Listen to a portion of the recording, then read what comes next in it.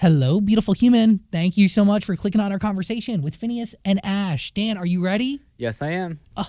They have a lot going on. Ashe has a new album. Maybe Phineas has a new project on the way. So let's dive in and discuss. Please leave your honest feedback in the comment section below. Like this video and please subscribe. That's the only way we're going to be able to keep going. Okay, appreciate you. Let's do this. Zach Show. Hello, beautiful human. My name is Zach. That is Dan. And we welcome kind of, not really, to the studio, Phineas and Ashe. Does it hit the same? Already dude? awkward, isn't it? Hello. Hi, everybody.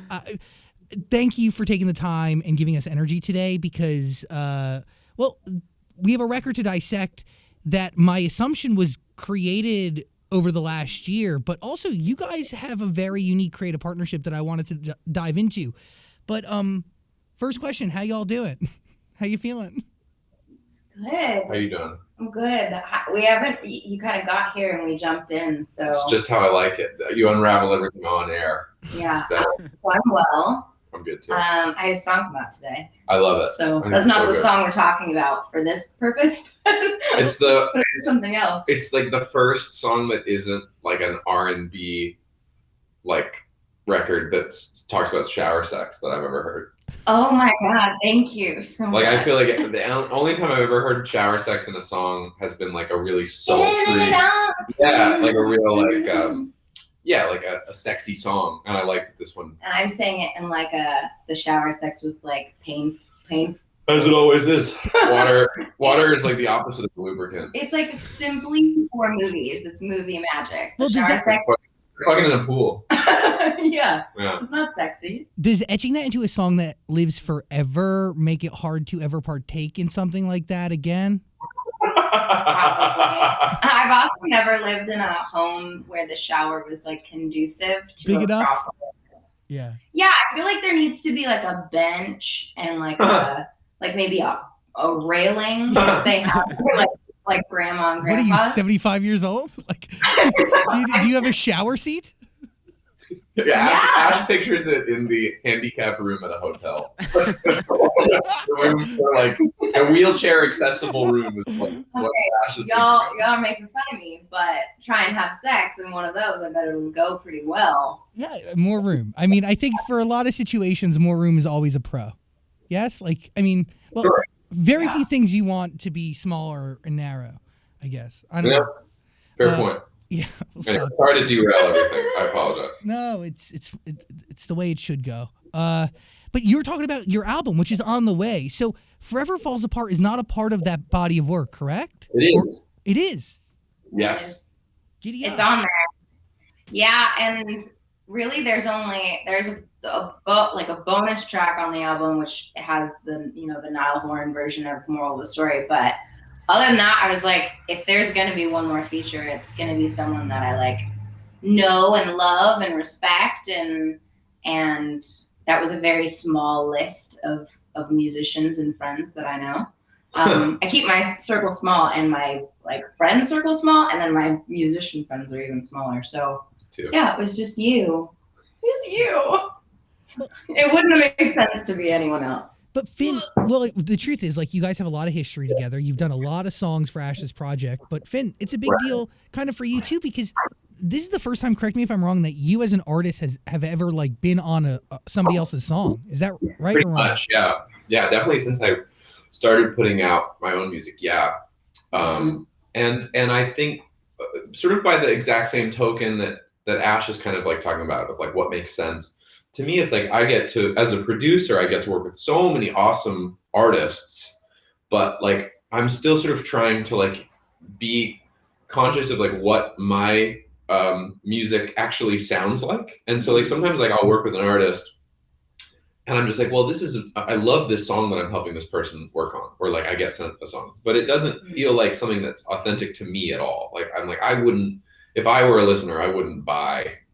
I wouldn't understand, like be like, it doesn't make sense for him to be singing this. And I think in many ways, like Ashe has like always felt like I'm like, oh well, we live in the same like universe, like in the same musical universe of like just down to like visual aesthetics and kind of like we both have a lot of like organic instruments in our stuff, and I don't know, I think having written songs with Ash, it's like it's the same, it's coming from the same place, and so I just thought it made a lot of sense. And same token, like I just love Ash, and it just made sense to do something with a person that I actually enjoy being around, because you have to do a lot of video shoots and spend a lot of time together. And if it's a person you're not a fan of, it's very painful. Well, does putting together collaboration for you as an artist, I mean, obviously you're an artist in other ways, but this is your artist project. Does it help you find your sound and focus it at all?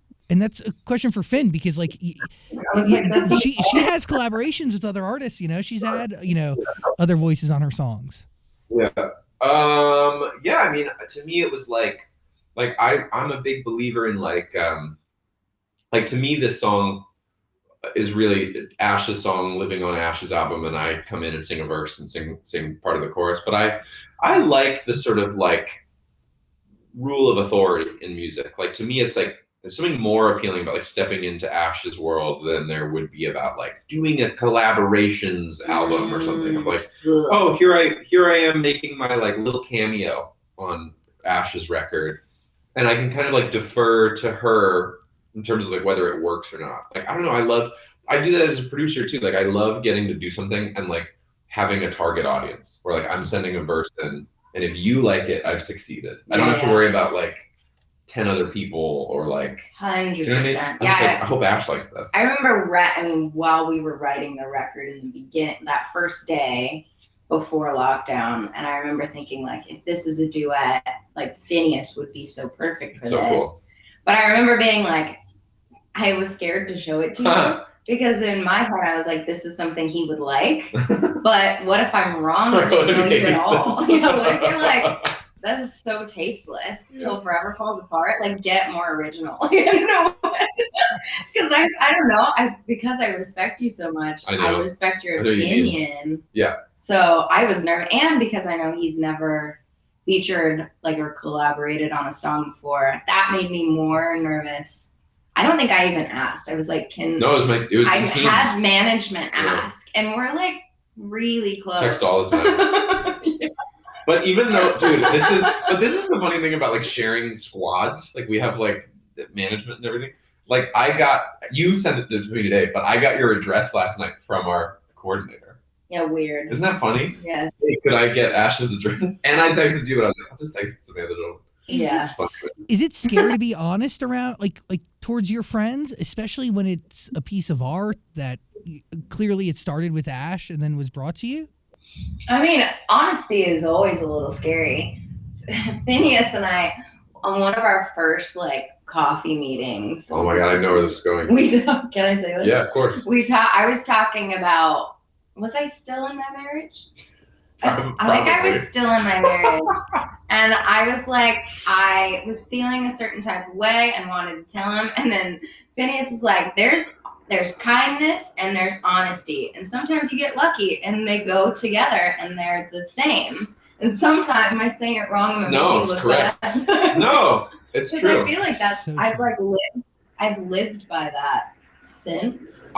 I am. That's one of those. You know how sometimes someone reminds you of something that you said to them and it's had an impact on them, and you've kind of forgotten. Yeah. That's not one of those. Like that's a school of thought that I've been in for years. And we've talked about it quite a bit since, I think, but that made an impact on me. And so I think honesty, yes, is always scary, which is why we sometimes go for kindness instead. Sure. Yeah, and sometimes there's like instances where like Ash and I make like music which falls into the general category of like art. And sometimes like I have friends come over and play me a song and like I don't get it. Like I don't like it very much. Yeah. And it's like if I'm not in a role as like a collab, if they're not looking for my opinion, I'm not gonna go, this is bad. I'm gonna go like, you know, I'm gonna find something that I'm gonna be like, wow, your voice sounds great on this or whatever. Yeah. And I think that is when because Ash and I have collaborated on this song and some stuff before. When you are collaborating, that is where you have to be like honest over kind to try to get the best product. connect. Yeah. So that it can be hard. You're right, Zach. Moral of the story is just one of the songs you guys done together, Cold in California. I mean, really, like a good portion of your last body of work, correct?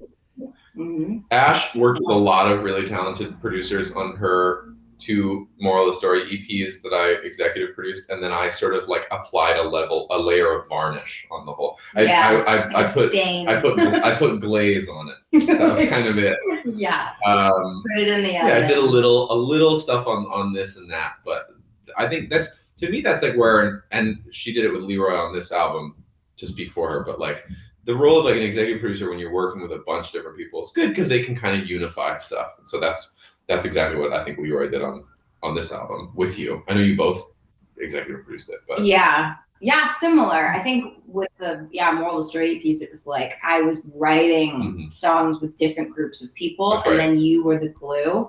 Whereas like Leroy and I kind of wrote the whole thing together and brought people in. But very super similar. But yeah, I mean, we've definitely been one of my first EP. We wrote a song called "Wrong Side of Myself." So we've been, working together for like 4 years. I think that EP is underrated. I really like that EP. I think it was before its time. I totally agree with that. I think I said that to you our first conversation. I think it's severely underrated and was way ahead. Is that the one that features the crazy trumpets on that one record? Or am I f***ed up? There's trumpets on like everything. Yeah, and then there's a sick new artist coming up right now, Remy Wolf. I love Remy. She is so tight. Go look her up, Zach. Okay. She is so dope. And I was like, I was doing some of this. Obviously, we're not the same, but I was like, there's that she's like clicking into that I was trying to, and maybe the world wasn't ready. I agree. I thought that songs were awesome. Thank you. Hello, movie fans. The lights are dimmed, cameras are rolling, so you got to get ready for action because the movie industry's biggest night is happening this Sunday. And to celebrate this year's Film Awards, DraftKings is hosting a free-to-play pool with up to $25,000 in total prizes. All up for grabs. DraftKings free-to-play pools are easy to play. All you got to do is download the DraftKings app, go to pools, and then you choose from a wide variety of free contests for an opportunity to win cash prizes. All you got to do is enter the pool and answer a handful of questions on how you think the award show is going to play out this Sunday. And you track your picks throughout the evening, and then boom, you could win. Questions are going to range from who's going to be crowned the best director to who's going to walk away with movie of the year and a whole bunch more.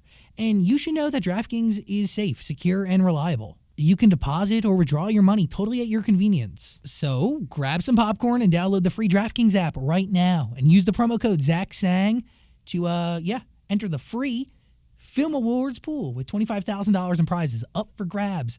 The promo code is ZachSang, and you're going to get a free shot at $25,000 worth of prizes using that code only at DraftKings.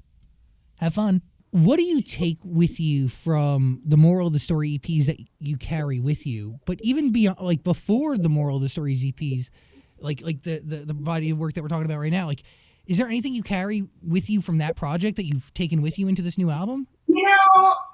There are bits. I mean, I think more so probably the storytelling. I think the first EP I put together, I was in a relationship that I couldn't like talk about it or talk about past relationships. So the whole, rabbit hole EP was like writing songs that I knew wasn't going to get me into a fight with my ex. Like I couldn't like really talk about relationships. And so then like so relatable. Moral of the Story EP was like the first time I could say whatever I wanted to say without worrying about like, getting into a massive fight with my husband. Like it was just insane. So I think some of that's obviously rolled over into the album.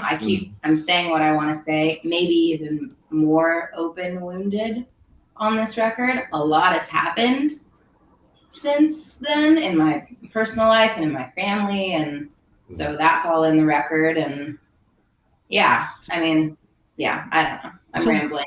What role does Till Forever Fall Apart play in the story that you're telling with this album? I feel like this record, while it talks about, like, it does get into like some romantic relationships a bit, there's like a through line that's much more about like You. me Yeah. and family and like things that are just as like tad deeper than romantic love, which is important. And the song that just came out is about romantic love. Yeah, but you wrote a life album. Yeah, it's just like More about like a my life. Yeah. Yeah. But it's about like, I don't even know it is about your life because you're very good at being vulnerable and personal, but it's about life. Like to me, it's like it's not an autobiography as much as it is just sort of a like, this is life experience. Nor a concept album. No, it's life. Yeah. Yeah, it's just, and it's mine. Yeah. So, yeah. How has music changed for the both of you over the last year? Has it changed at all? Like the way you do it obviously has changed. No? Yes? Well, it's changed right now because my studio flooded. I saw that. I'm so sorry.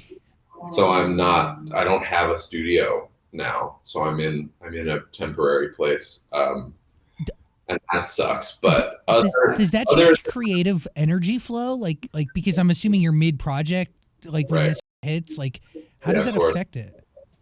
Dude, it sucks. It's it does. It's two things. There's the good, which is like having a key to a building, going in, only like having sort of tunnel vision, only being able to work on your music for 6 hours and then dipping, and that's kind of great.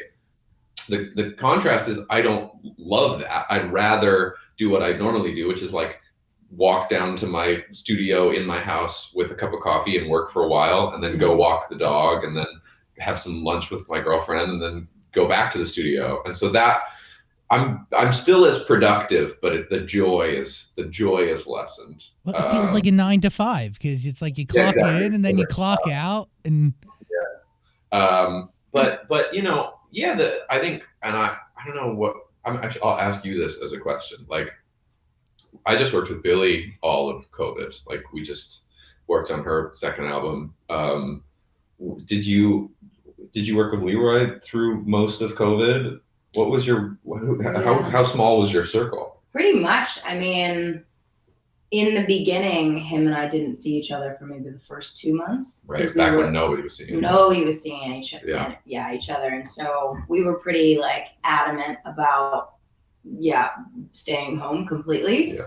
And then slowly tried to figure out ways. I was like, I gotta finish my album. You know? I was like we need to figure out how to finish it. And I hate Zoom sessions. They're so bad.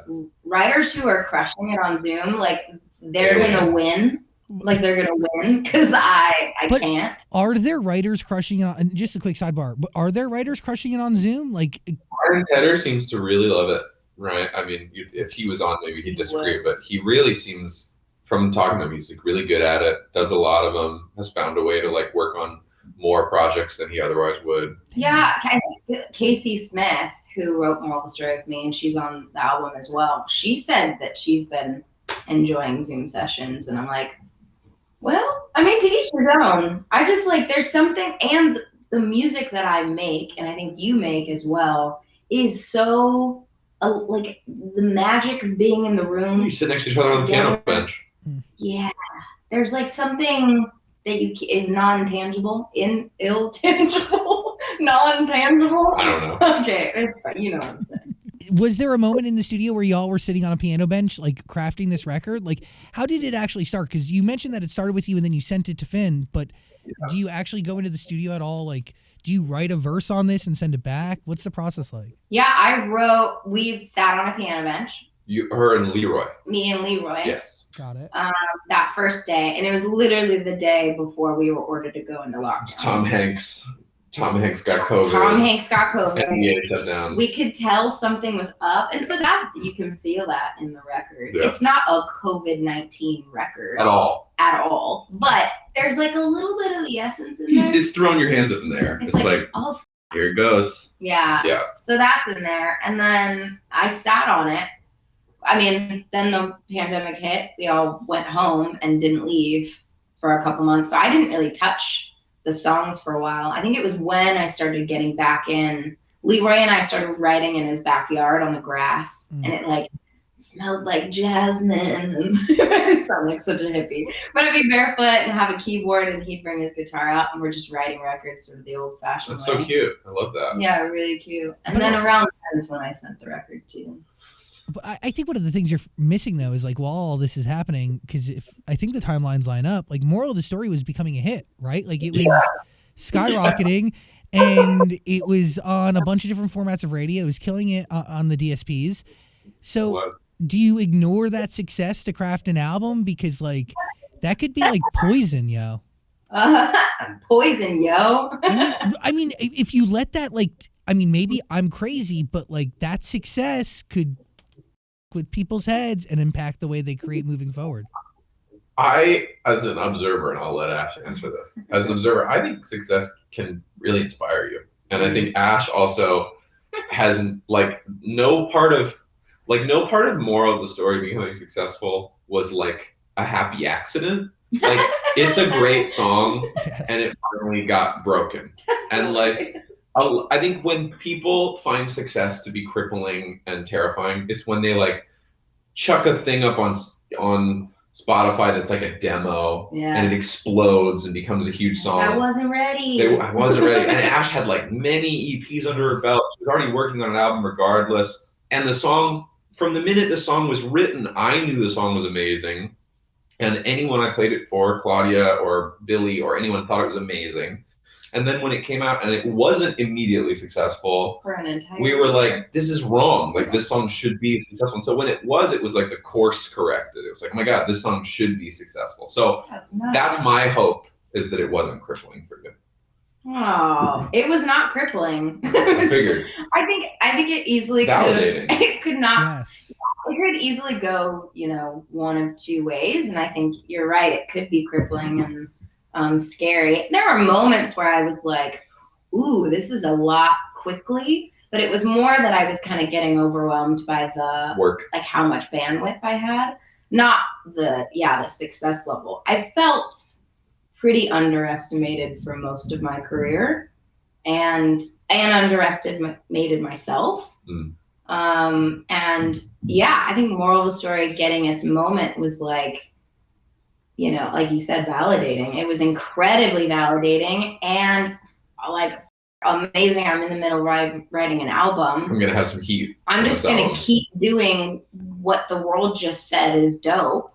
Right, you didn't have an identity crisis. No, Which maybe Because you knew who you were, because you were a real artist who's been doing this and working towards this thing for years, as opposed to, like you said, like chucking something up and letting it, maybe it hits. Yeah. But I'm just saying, if maybe there wasn't a thing that was percolating that was successful, you could start second guessing yourself on an album. You could go like, the song I loved, Moral of the Story, didn't go. Oh, I'd be so sad. Maybe I should change my thing. And instead, it's like, oh my God, the song that is so my DNA, that's so who I am, is succeeding. So I can just follow that. And there was no Moral of the Story didn't really fit into a category clearly. Yeah, like there was no sort of box for it to fit in. So I was in the best position possible. Yeah. Like the label wasn't like, do more of XYZ, because they didn't know what was happening at all anyway. So it was like, I already knew, like, I dressed like Diane Keaton. Like I there was no like, oh, like I have to figure out who I am and what's my brand, and like I basically am the same as I was when I was not successful. So I don't know. Isn't that what you want though? Like not to that like your genuine self is what everybody genuinely wants, and that's what people are fans of, as opposed to having to Some people are really annoying. There's some people who should not be themselves, but Ash can be herself. I think the more people that get to know Ash, the more people will like Ash. But I've met some people where I'm like, I don't know, less of you. Be less yourself. That sucks. You look better if you're quiet. Oh my God. You're so sexy with your mouth shut. That sucks. I'm like, dude, you're so handsome. And when you start talking, the whole thing falls apart. Just be so handsome and quiet. I know all the people you're talking about. That's hilarious. And we love all people. But it's very true. I mean, there's also like, I think an elevated, like when you're on camera, it's like, this is basically how we are if you were just over at my house having coffee with us. But like, we also kind of know how to like turn it on. Well, but Zach, you make it so that we're not having to like be part of like a facade. Yeah. But there are interviews that we have to do with less sort of organic hosts than you, where you have to turn it on a little bit. You have to be like, thanks for having us, you know. So I think it's a testament to you being thank you. You fostering a very sort of authentic environment. Well, I really want to talk about DNA, because you mentioned like moral of the story, essentially. Like, do you think that song laid the fabric for who you are as an artist at all? Like, or at least it makes up who you are? Yeah, I think it's definitely a piece of that puzzle. There's so many elements of that record that, you know, make up me, and that, you know, getting really specific. Talking with my lawyer, you know, lines like that. It's very funny. There's like funny lines in that song. Yeah, it's a little satirical, like a Quentin Tarantino movie is like, you know, kind of, you're like waiting for the shoe to drop, but it's kind of funny the whole time. And so that song's very funny to me. I try not to take myself too seriously, while like attacking some pretty hard life stuff. Yeah, I mean, there's a lot going on in my world. I think there's a record on the album where, you know, my personal life, I lost someone very close to me, and that's in the record, and I get very specific. And there's also sort of sweet, funny moments in that song too. And so, yeah, moral of the story was like a bit of a glimpse of a start, but I mean, I kind of have always been writing. Yeah, you said schmuck on the EP. Like, yeah, on Rabbit Hole. And sometimes people suck. Say schmuck to rhyme with suck, I think. How do you remember that? And I remember it because I've almost never heard any other song that isn't in like Cats the Musical. Now I got shower sex. My point is just that you're musical, and your songwriting is like you're like, there's like little punchlines buried in these very like sort of otherwise just like super strong. I think similarly, I think you have that same sort of dagger in your music. Like, I try. It'll be really sweet, and then there's nothing more romantic than dying with your friends, and you're like, and you're like, oh. That's the goal. Punchline writing. Yeah. Same question for you, Finn. Is there a song that you feel like is kind of like the foundation of your DNA as an artist? Ooh, good question. Yeah, I mean, the couple that I harken back to are like, I have a song called Break My Heart Again, and that song is like a really good example of like, didn't do things to make a song popular and got away with it. Like and that to me is always the fantasy, and the goal is like, how can I just make the song I want to make and then still have it be successful in some way. And listen, I measure success not in like streams or plays on the radio. I measure it in terms of like people connecting with it and how important it is to people. So to me, that's this song about like this relationship I was in that was falling apart, and there's all these sounds of like phones texting, because it was like this song was sort of written about this like texting fight that I was in. And it was just this sort of, and it's like, I don't know, 4.5, 5 minutes long. It's too long to be a hit in many ways. And it's like, you know, it's just this kind of like song about feeling like kind of an idiot. And I think, yeah, to me that like that song, and then like seeing kids like covered on like America's Got Talent and stuff, was like so cool to see this like thing that if I were in a, you know, I don't know, a songwriting class, someone would be like, this is pretty personal. Like, I don't know if this is going to be relatable to people. And seeing it be relatable is like that. And that to me is more of the story is you know, other songs of Ashes from Rabbit Hole, from the other EPs from this album. It's like when you can be like too personal for people to relate to and still have people relate to it, that's like so exciting. Oh yeah. The more specific you get, the more relatable I find. Well,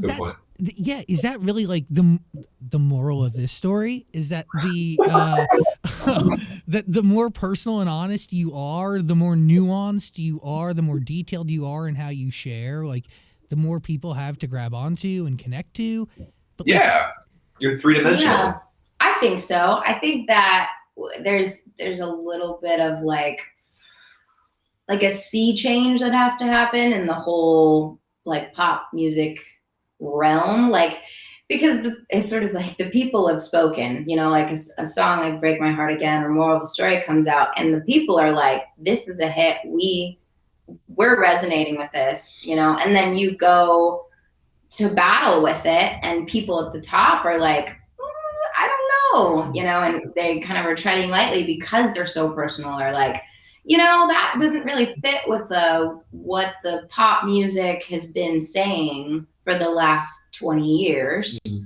So we're not sure yet. And so I think it takes records like Moral of the Story, Break My Heart Again. I think Driver's License is a record that's doing that, you know, getting really personal. And it's like there's an allowance for it to let it break. Like people at the top, if you're watching, like let these songs break because they matter and they're meaningful, and I don't know. No, by the way, what you're saying is accurate, and some like I don't understand the fear of sharing records that they don't necessarily sound different, but they tell a story that's like, dude, Moral of the Story is incredibly relatable to so many people on so many different levels. You know, and what you said, like to hold that song back from getting an appropriate shot is like really stupid. All for what? Like to favor a song that repeats the same over and over and over again? Like that's crazy sauce. Yeah, and to be fair, like there's a place for those records too. Totally. Like, it's a balance. It's got to be a balance. I'm not saying that every song on the radio needs to sound like Joni Mitchell and Bob Dylan. That's not conducive to like our musical landscape right now, and it's not what the people want. Like the people want a wide variety, but I don't know. It can't all be bubble gum, you know. How would you describe the landscape right now, Finn? Oh my gosh. Well, you know, the cool thing about like music, and especially like popular music, is that there's so many people in the world, and so it's very diverse ultimately, right? Like there are these, I was listening to that awesome new, like, I forget the name, it's like a J Balvin song today, and I was like just loving it, and I was like, oh, this song is huge, and it's, you know, completely different than Driver's License, is completely different than Lil Nas X, is completely different, and I was just like super excited about kind of the variety. I would say that like we're in this place in music where, like, for better and for worse, like the artist is not super separated from the art, and so the people who are like really thriving are people who are like really walking the walk and like really like allowing themselves to be vulnerable and honest with their audiences, their fan base. Like I think that's like what I'm seeing like really work is like somebody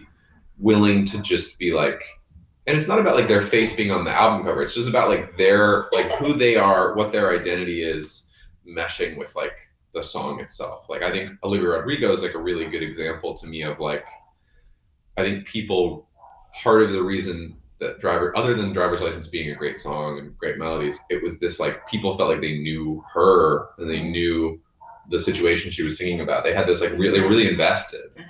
And I think, you know, I can point to other examples of that where people love kind of like feeling like they're really invested in the artist's life, and they have it's happened to Taylor Swift. They're part of the story. Speculation about who this song is about, song is about. Yeah. You know, and I think sometimes that can be annoying as an artist. Like I write a lot of fictitious songs, and I feel like you've written a handful too, where it's like there's a kernel of truth, but it's like you're singing a line about something that is not exact to this day, to this person. Yeah. And people love to pin it on someone. They're like, is this about that? Yeah. And you're like, no, it's a song. Yeah. You know? And so but it is where the world is right now, is people like to think they've figured it all out. Well, that's it. People want to be invested in something that is like, dude, it's a friend, it's a relationship, they're a part of it. They feel like they're. But does that cheapen art at all? when the focus is solely on like the story that isn't the song.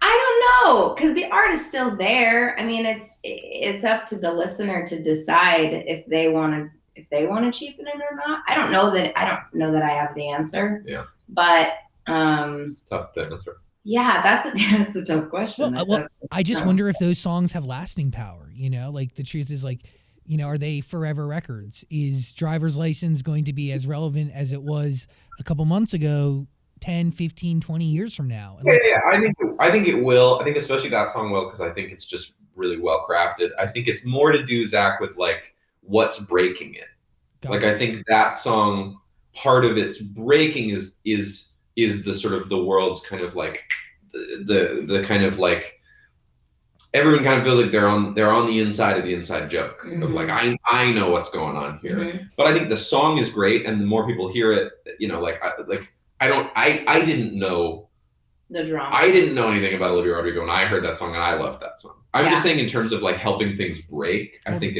that's a tool. Yeah, whatever gets the song heard, I think is great. Yeah, whatever gets people talking, right? And that gets people like people. You're so right. People like to be on the inside of the inside joke type deal, and they want to be a part of it. Yeah, and it's not like this is a new thing. No, like Carly Simon was writing "You're So Vain" like about James Taylor ages ago, and people were speculating then who was she writing about. You know, it's not necessarily new.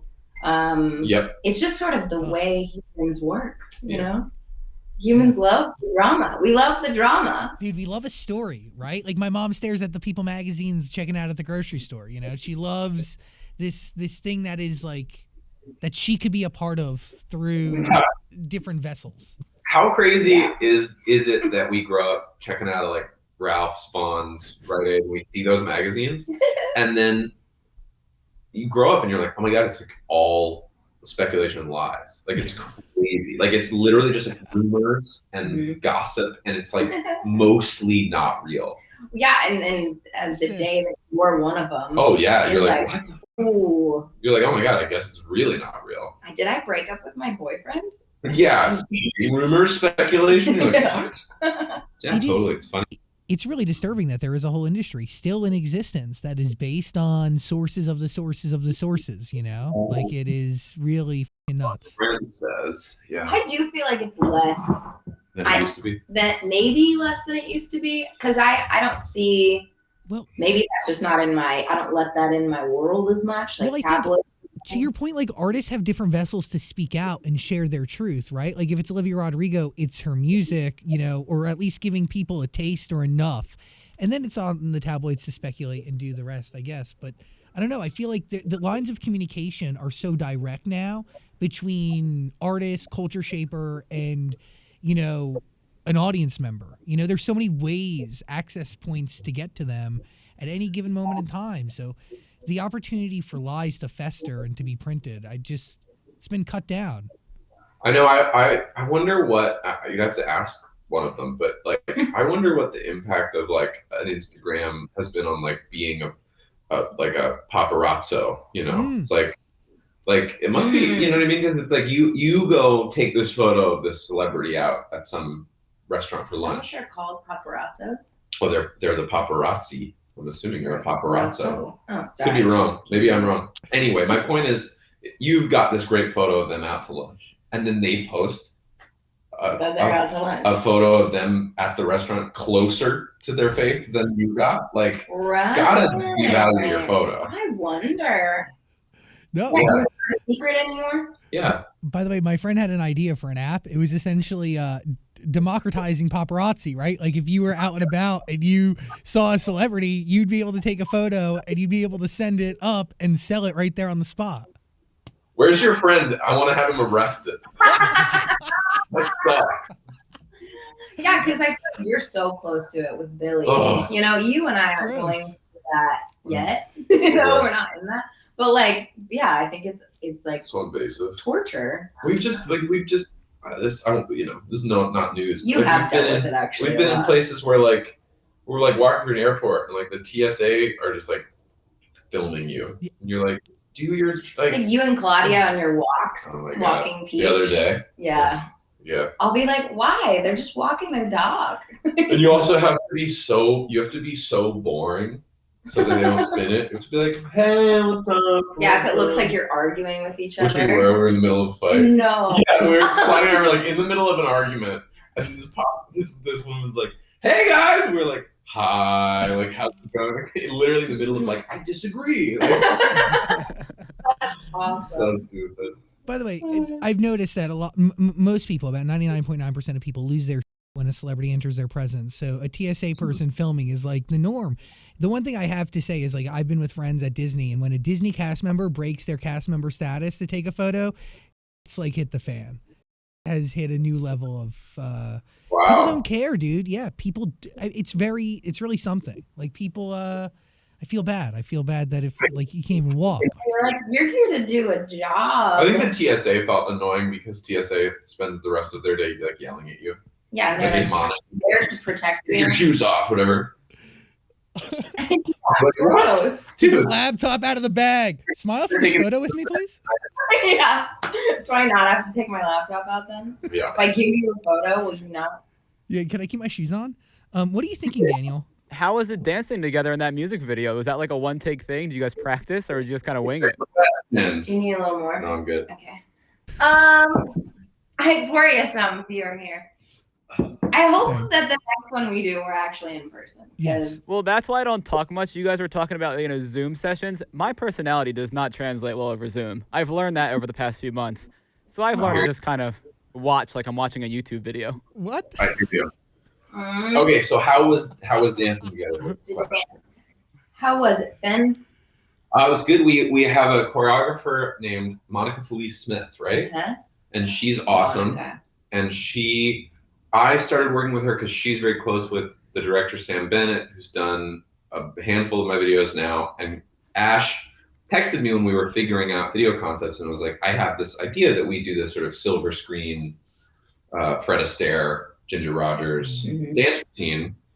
And I was like, or Gene Kelly, right? Gene Kelly, Ginger I think Rogers. it was. Anyway, I was like, oh my God, I know just the person to put you in touch with. And so Yeah. it was this woman, Monica, who did I Lost a Friend and Shelter and Let's Fall in Love Tonight. And I love her choreography because it's very like pedestrian.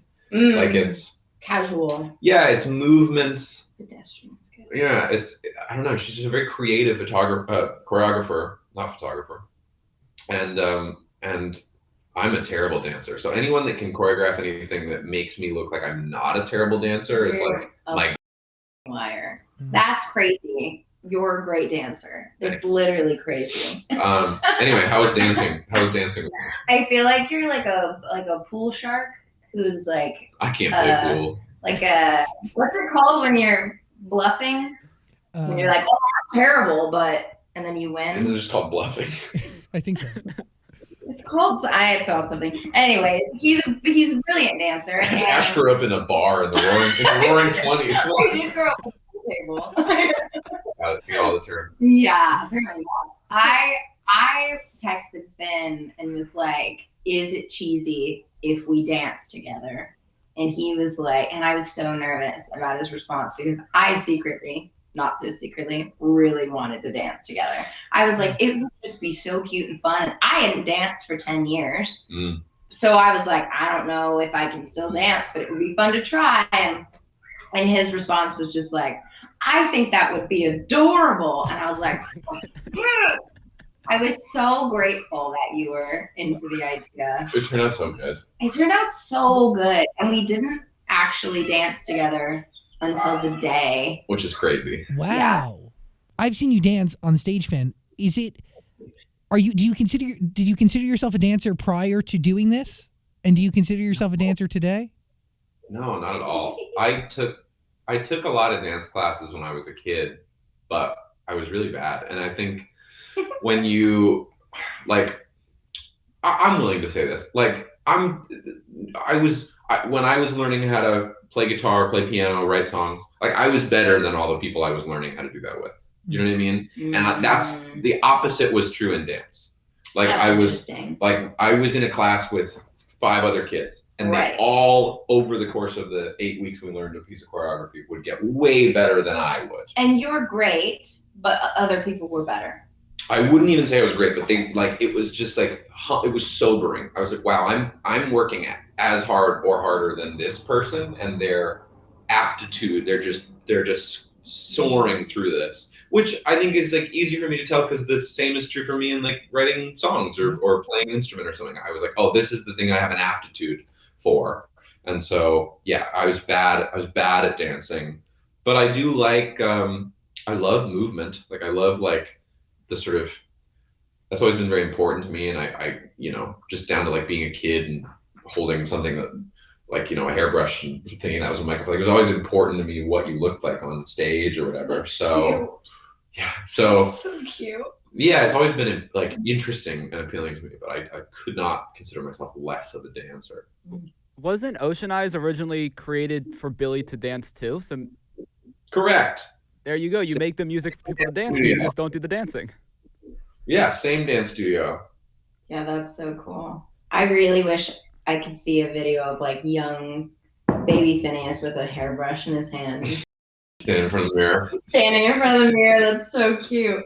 I absolutely hear what you're saying, but you learned the choreography over Zoom and I rehearsed it like I worked on it so hard. I was in my stupid backyard alone. Because I was there. I went into the dance studio with Monica, and her and she taught me the dance one-on-one, and then he was there over Zoom watching it and learning through Zoom. Dude, and learned the entire dance that I was way. in my backyard pretending to airlift you.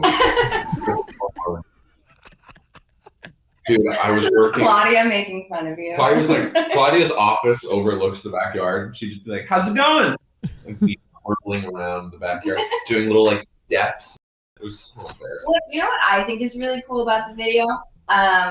It is that you can tell like that we had both danced before, that we're not dancers, but we each have a specific style. Like I'm sort of very like pointed, like my toes are pointed and I'm like very elongated, and you're really like kind of cool and loose. And although we were doing the dance together, I feel like you could see like our own personalities in the way we were dancing. I thought you killed it, and also you have like a full minute before I even walk on camera, so you had to do more of the heavy lifting than I did. Well, that's nice. Is understanding how you move, because that's what this really is, even beyond dancing, but like, does understanding how you move help you understand yourself as an artist better? Because like, to your point, like you could tell like you each have your own style and your own essence to this.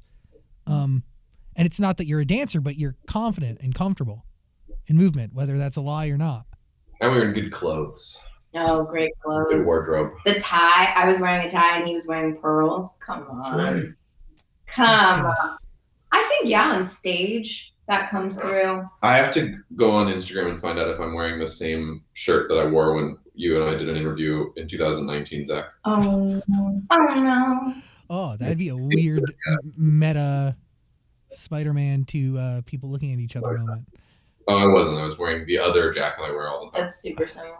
Yeah, thank God. I broke this out of my closet after months of not wearing it, and I was like, if I wore this the last time I was that camera show. That's very funny. 2 years ago. Great on you. Thanks, guys. You have an album coming soon, Ash, which is very exciting. It's so good. I've only heard some of it, but it's so good. When do you share it all with those closest to you? Like, how does that work? Well, Phineas and I, because of all the like promo we've been doing for Till Forever, we haven't had tons of time to share the music. So I think I played him a couple songs on the record that aren't out yet. But so good. Yeah, some other close friends have heard the whole album. When does it actually come out? May 7th. So soon! So soon! Isn't it like 2.5 weeks or something crazy? Yeah, dude. Oh my God! I've never been more like proud. I think it sounds so different and like I mean, I'm not reinventing the wheel here. It still sounds like music. It's like palpable and like, I'm not doing something completely different from the whole world. No one's ever done. No one's ever done before. If you're making music that no one's ever made, there's a good chance it's bad. It's bad. It's like avant-garde jazz. It's this combo of instruments no one's ever thought to. It's just like, wah, sounds horrible. And it has been done probably already. So I think your album, though, from what I've heard of it, and I haven't heard the whole thing, but it sounds so much, to me, it sounds exactly how you want it to sound. Yes. And that's what I like as a listener. It sounds like music I like to listen to. Like, I mean, I'm staring at Pet Sounds vinyl in front of me. Like, I just, it sounds like records that I love. So, yeah, I mean, maybe it's a little bit selfish. Like, I did not make the album for the world. I made it for you. Yeah, I made it for me. Great goal. And I think people are going to like it, but I don't know. You gotta like it first. Is that the goal you should set before every project? Is that like this body of work needs to be for me before anybody else? Yes. I just think you're probably going to make music if you're making it for somebody else. Actually, I take it back. Maybe it's not music, but I don't think it's timeless. Like, I don't think it's going to be timeless music that lives on if you're making music that you think the world is going to like. I just don't think you get a say in whether other people are going to like something or not, and so you should like it. And also, yes. And also, I've found, and I bet you found this too, you know when you play a crappy show and someone's like, you were great, and you're like, bull. Like, when you make music you don't like and someone compliments it, you don't believe them. Or you question their taste. Yeah, you make a song that you're like, this is okay, and someone's like, I love that song, and you're like, really? Yeah. I think when you love it, any compliment that's bestowed upon it or any success, you're like, yes, You're like, I agree. I love this song. You tweeted something recently about, you're like, if you are going to accept the criticism, You have, if you're going to accept the positive, if you're going to believe the good reviews is to believe the bad. I think bad that's reviews. so you just can't read any of it. Truth. But are there songs that you hate when somebody compliments you on? Yes.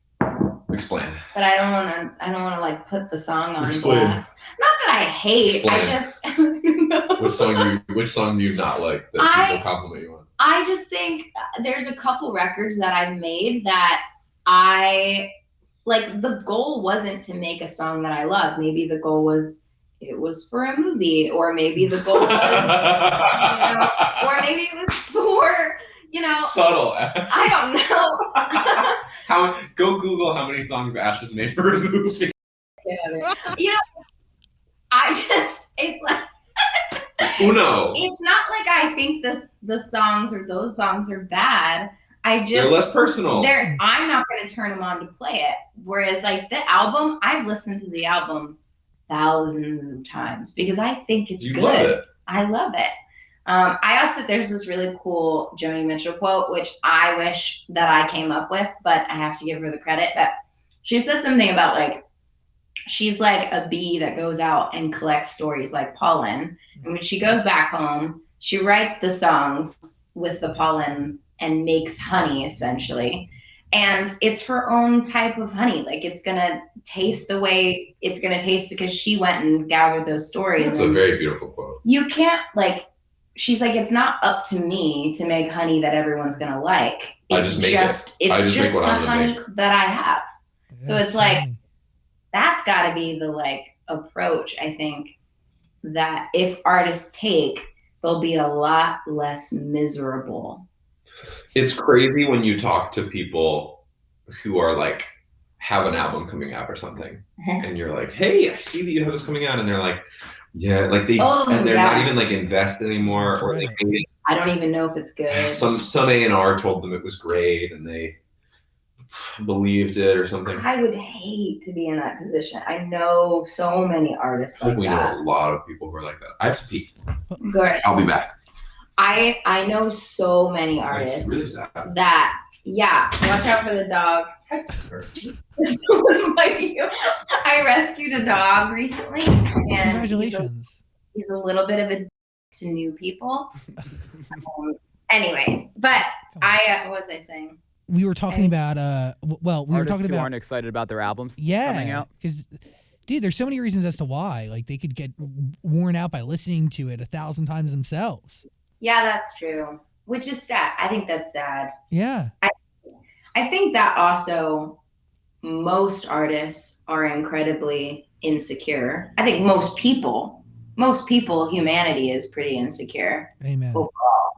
So I think the few artists that I really gravitate to, and I think this is why I love Finneas and Billy's music so much, is like maybe there are insecurities there because they're human beings, but the music they make is not insecure music. Like they know what they want to write. They are saying what they want to say. It sounds precisely how they want it to sound. Like from the snare to the kick to the piano sound they're choosing, everything is so precise. And I don't think most artists make music that way. I think they're I think a lot of artists are guessing. You're such a little. I tried. But by the way, like that precision and nuance is kind of genius. You know, that's what shows genius. I was saying that the music that you create for yourself and that you create with Billy is like everything is so precise and like you're not guessing when you're making it. You know exactly what you want to make. Maybe I'm speaking for you and that's not true, but it's not insecure music. Like it's confident music.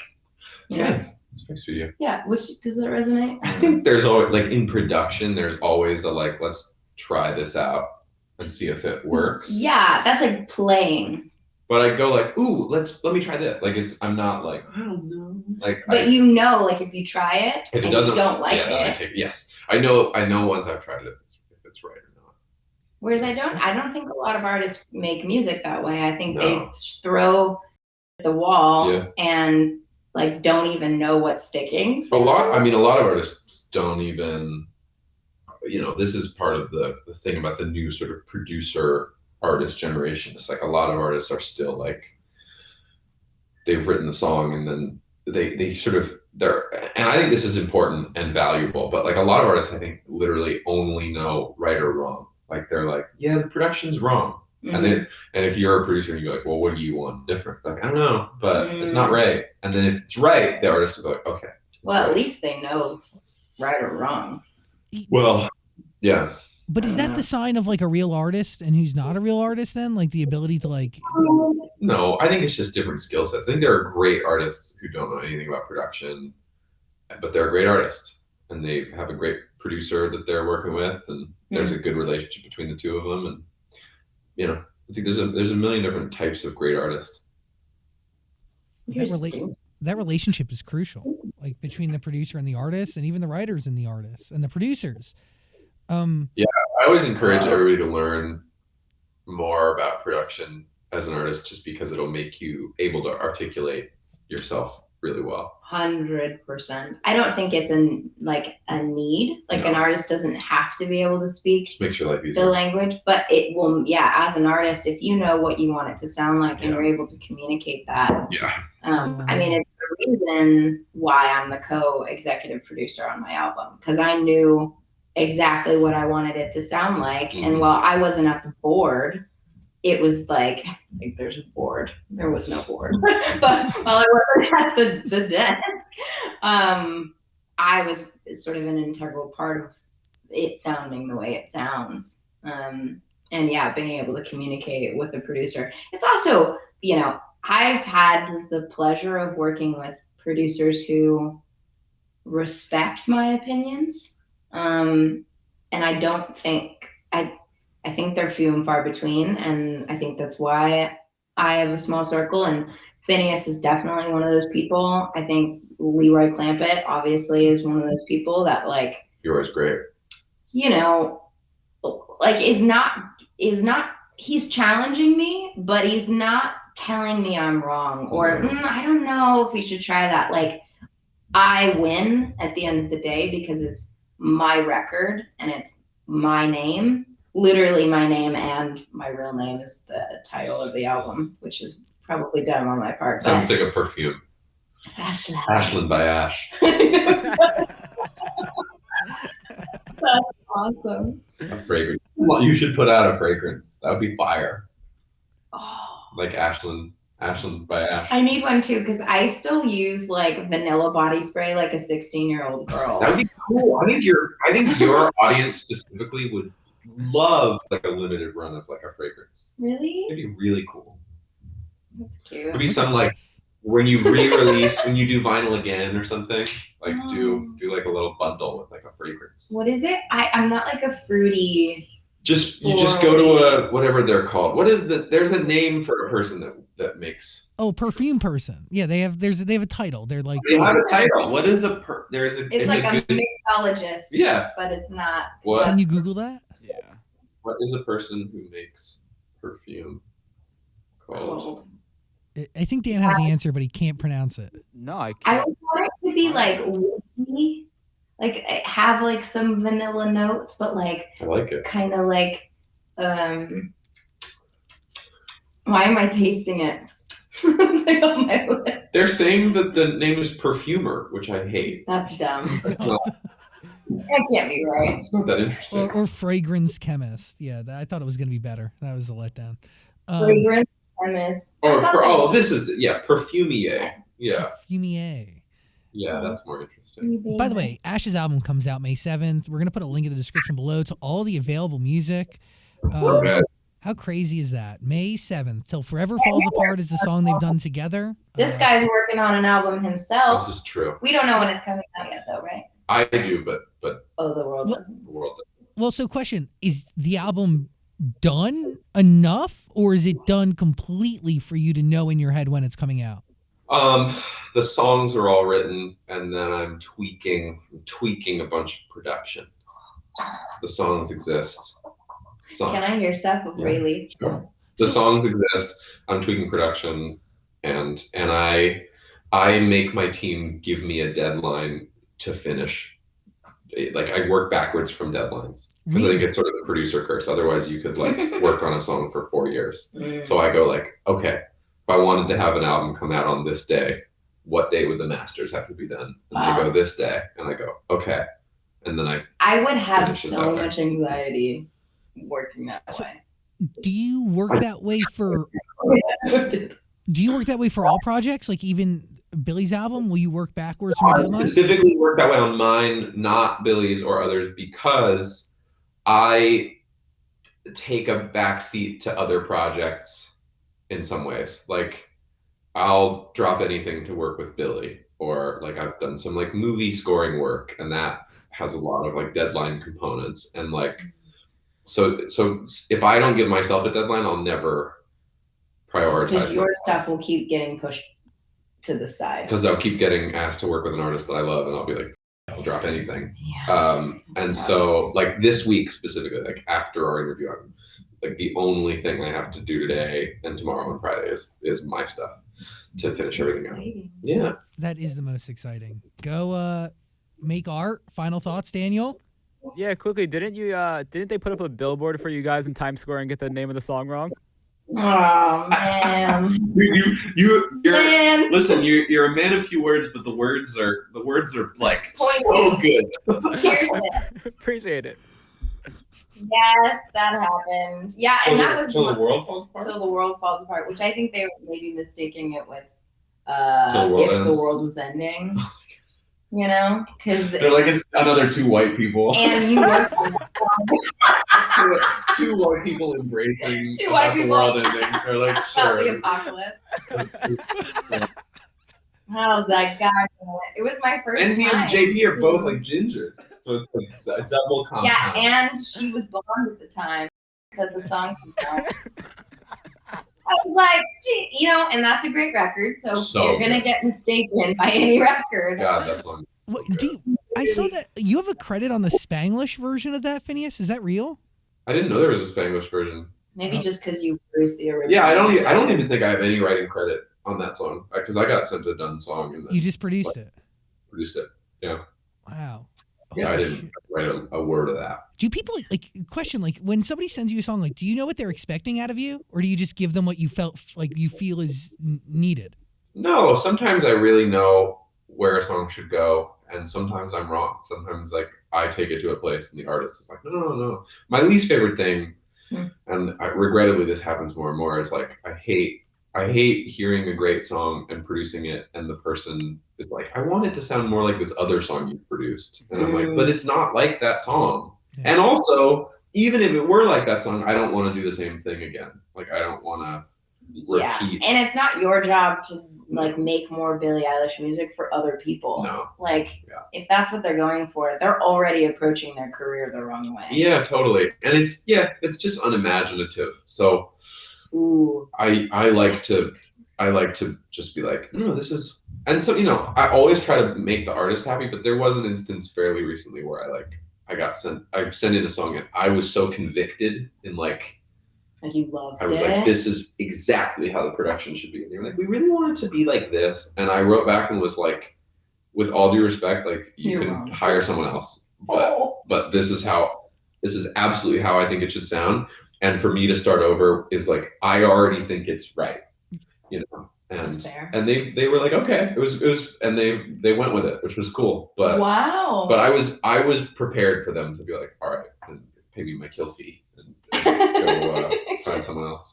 But by the way, like the most respect. I mean, that's real integrity and confidence in your art when you know it's right. And they and by the way, artists have good notes all the time. Like people, I send in a thing and get a good note a lot. And so I'm never above a good note. It's just when I try it and don't agree. And I'm like, it's so good. It should be this way. Yeah. So, yeah. Well, and usually you're right. So sometimes, yeah. I think you're right. Before we end, back to the Billboard, would you like a new Billboard issued? An apology issued? I mean, do you have any? It was a digital billboard. So it's easy for them to reprint it and put it back up, right? They fixed it like by 2:00 that day Eastern time or something. Like they fixed it and knew that they were wrong. And honestly, I think everyone at my label and my management thought that I was freaking out. And I was like, guys, like, isn't your face up there? It's like, yeah, it's fine. My huge ass face, my head is so big. It's totally cool. It was one word, and they're gonna fix it. And it's like, when people mess up, and I don't mean this to be manipulative at all, but it makes them want to do better and do right by you. And so I saw an opportunity to be like, hey guys, like it's totally cool, but like how can you further support me, in other ways? And they had an opportunity to not only correct it, but do better by me and support me as an artist better. So that was cool. You seem like you don't get yourself worked up about stuff like that, and I see other artists get worked up about stuff like that. I'm like, man, this is just, you're only making yourself I've miserable. had enough people die in my life. You're like, it doesn't matter. You're like, this does not matter. And the truth is, like, those tragedies really do put things in perspective and allow you to prioritize and give energy to only things that are dire and in need of that energy. And surface level nonsense, like a word being on a billboard, only takes life experience to realize that that's not worth about. Yeah, absolutely. I mean, there's just so many other more important things, and there was kind of hidden opportunity there in the mistake. Yeah. So yeah, I mean, I'm a glass half full gal in general, but I just learned. I feel like, and you're such a good example of this. There's so much about being upset where it's like only torturing you. Yeah. And it's like in cases where you can fix it and control the situation, whatever, like I think that's where you can allow yourself to be frustrated because you'll change it. You know what I mean? Like when it's literally something on like when I spill something in the kitchen, right?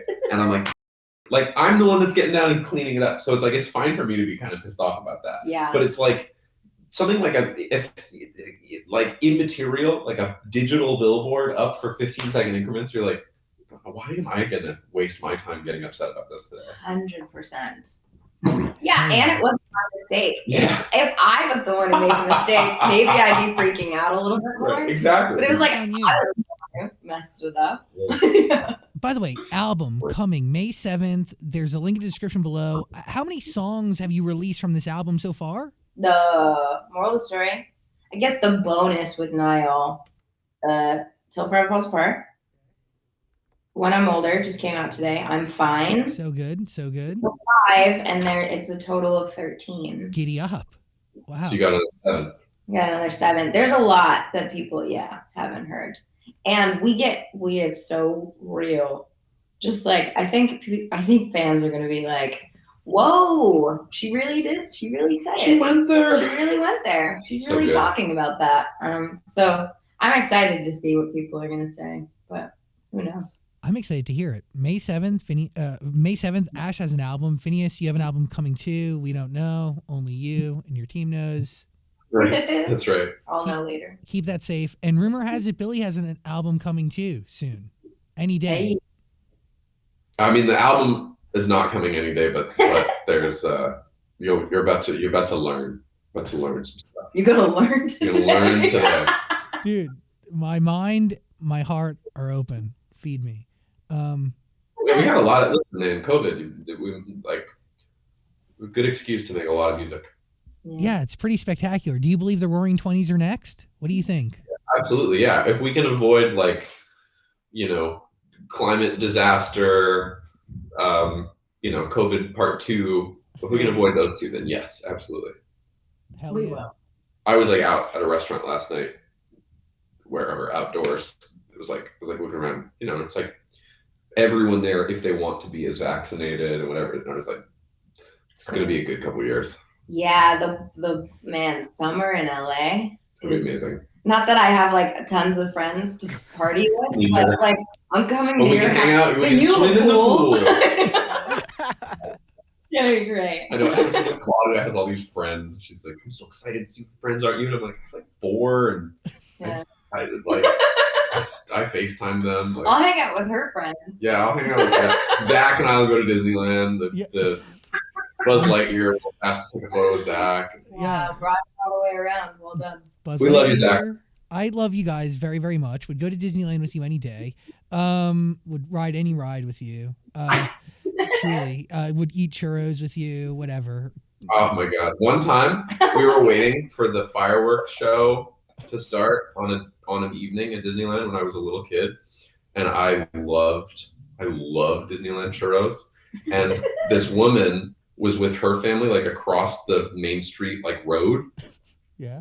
And she brought her kids churros, and she was holding 6 churros, and she had 4 kids. And I think she just miscounted in her head, and I was looking over at her, and I must have just looked like a little poor boy. And she was like, do you guys want the churros? And it was the greatest moment of my whole life. She brought us the churros. Oh my gosh. I was looking over at her and it worked. It was so unbelievable. cute. I think about that all the time. I love Disneyland churros. Why do I want to cry? That random act of churro kindness has really tugged at my heartstrings. Pretty Because, sweet, man. I mean, clearly it stuck with you, but also a churro goes a long way, dude. Where do you think that woman is today? Ooh. I don't know. I hope that good karma came to her after Me that too. moment. Me Yeah. too. Because that's so kind. Me Dude. too. All I ranges. he's my favorite. Churro. This interview, and it's I gave him that churro. That would be so cute. love that. was It was me and he said she gave me and Billy churros. wow. I'm like, can I reunite you guys at Disneyland? That would be a full circle moment. And then I'll feed you all churros. Love it. Can I come just by proxy? Yeah. In the room. You and Dan are invited. I'll appreciate it. Please click the link in the description below if you want to listen to Ash's music. Finn, looking forward to the album. I really appreciate both of you very much for giving us time and energy today. And the next time we speak, it will be in person. I guarantee you that with every fiber of my being, it will happen. Thank you. Love you both. Yeah, Bye, thank Dan. you. Bye, Zach. Bye, Hey, love. guys, thank you. Hey, beautiful human. Thanks for watching our full interview, but I get it. A full interview is a lot. So we got a clips channel. We don't expect you to watch the full thing anymore, so we just gave you the highlights. Please subscribe and notifications and all that stuff. Okay, cool. I love you.